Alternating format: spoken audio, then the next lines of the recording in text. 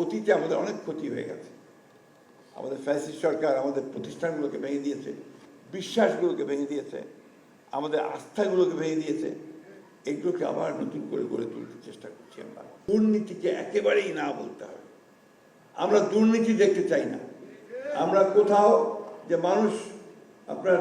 মানুষের যে হক, সে হক নষ্ট করে, এটা আমরা দেখতে চাই না। আপনি খেয়াল করে দেখবেন যে দেশনেত্রী বেগম খালেদা জিয়া নারীর শিক্ষার ব্যাপারে যখন আন্দোলন শুরু করলেন, তারপরে দেখবেন এখন কি দেখাচ্ছে যে মেয়েরাই রেজাল্ট সবচেয়ে ভালো করে, তাই না?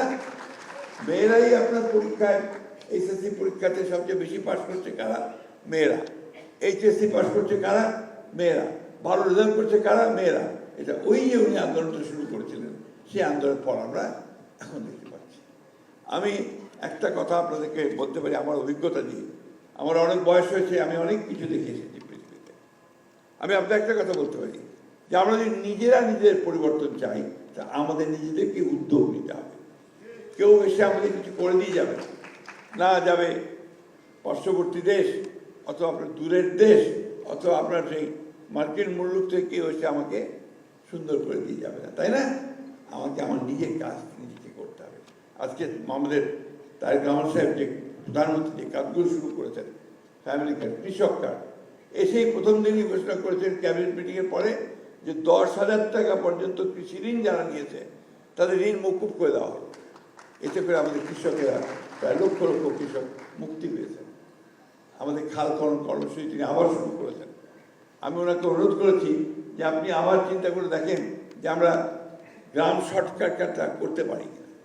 গ্রাম সরকারটা করলে আমার নেতৃত্বটা গ্রামে শুরু হবে, তাই না? সেখানে নেতৃত্ব দেখা যাক, আমরা সেটা আলোচনা করছি। আমি আপনাদেরকে বললাম আমি বক্তব্য পারবো না, আমি সেইভাবে আপনাদেরকে খুব বেশি কথা বলতে চাই না। আমি শুধু একটা কথা আপনাদেরকে বলতে চাই যে অতীতে আমাদের অনেক ক্ষতি হয়ে গেছে।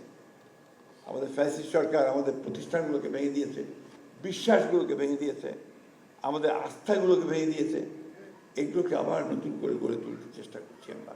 আপনারা সেখানে তারেক রহমান সাহেবের হাতকে শক্তিশালী করেন।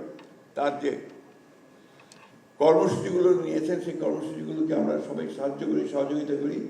আর একটা জিনিস, দুর্নীতিকে একেবারেই না বলতে হবে। আমরা দুর্নীতি দেখতে চাই না। আমরা কোথাও যে মানুষের যে হক, সে হক নষ্ট করে, এটা আমরা দেখতে চাই না, ঠিক না? এটা মনে করতে হবে। এবং আমি নিজে যদি ঠিক থাকি, তাহলে আমি অন্যদেরও ঠিক করতে পারবো। এটা খুব বড় কথা, মনে রাখতে হবে সেটা।